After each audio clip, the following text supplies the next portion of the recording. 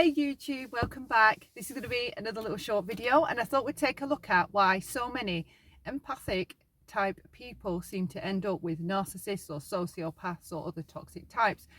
Because if we look at it from an outside perspective, what are empaths known for? They're known for being able to pick up on vibes or auras or the energy of the people around them. Okay. So if that's the case, that empaths are good at picking up and reading other people, then how come so many end up with abusers? But we'll take a look at that, all right? It's interesting. So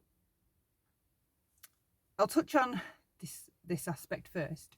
Well, a lot of empaths, in my humble opinion, are actually, or do have, codependent traits. Often empaths can be people-pleasing types, fixers, the ones that are running around trying to fix everybody and help everyone, and give in to the point of their own exhaustion, to the point that they may suffer issues themselves, but they will always still keep giving. They'll often suffer burnout from the constant giving or the feeling like they need to give. All right, so that's one aspect of it.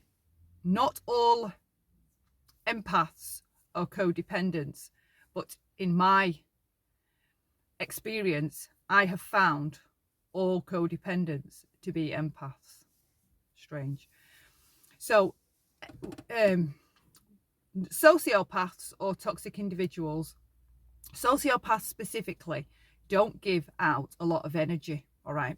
And empaths are known for being highly in tune, or being able to get in tune with the people that are around them. So then it wouldn't make sense in a way that if they can read people, then how come they get fooled? How come they get duped by so many abusive types, toxic types? Because, they should be good at reading people. Well, an element of this that is the problem is if there's a crossover and the empath does have the codependent or the people-pleasing traits, codependents do not keep good boundaries. That's number one, okay?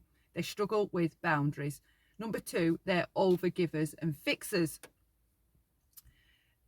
So even if they don't get a lot of much of a read out of a sociopathic type person, the codependent aspect of the empath they have that need to be liked, they have that need to help.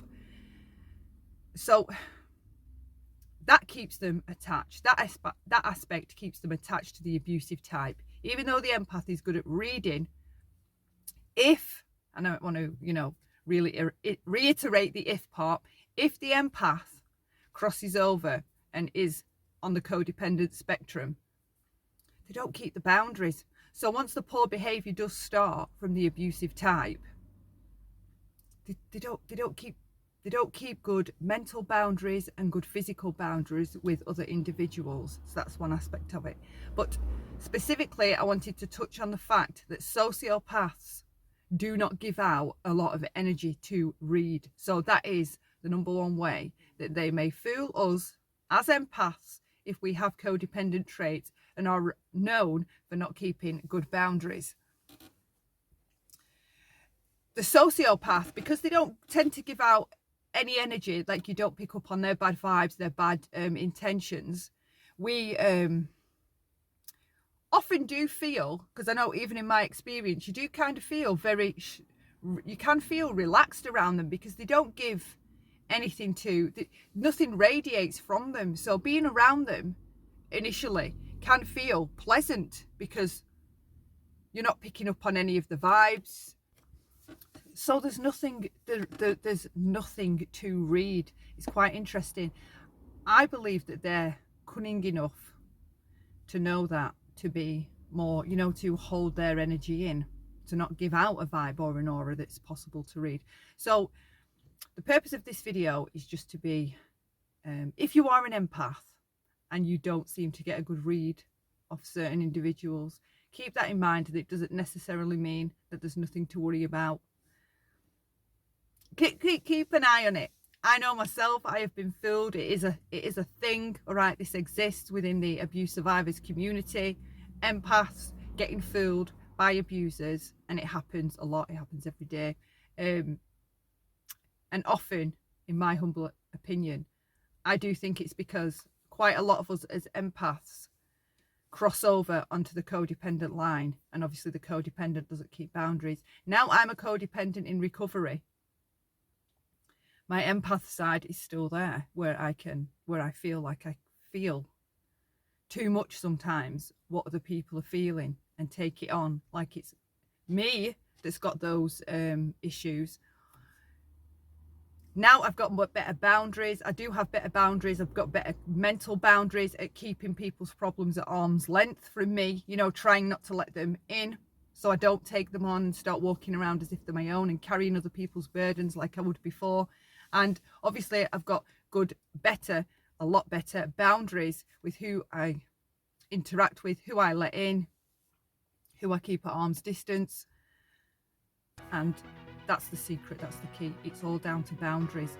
Empaths get filled a lot by cluster B type personalities, narcissists, sociopaths, abusive types, often because they cross over onto that codependent spectrum, being a people pleaser, being a fixer.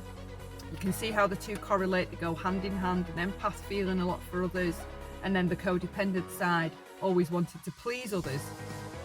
There you go, recipe for disaster. If you are an empath, it's worth looking into if you have any people pleasing or codependent traits, and being conscious of keeping boundaries and recognizing that some toxic people don't give out much of an aura, they don't give out much of a vibe, so there will be nothing there for you to read, okay? But that doesn't necessarily mean that they're healthy, good individuals with good intentions for you.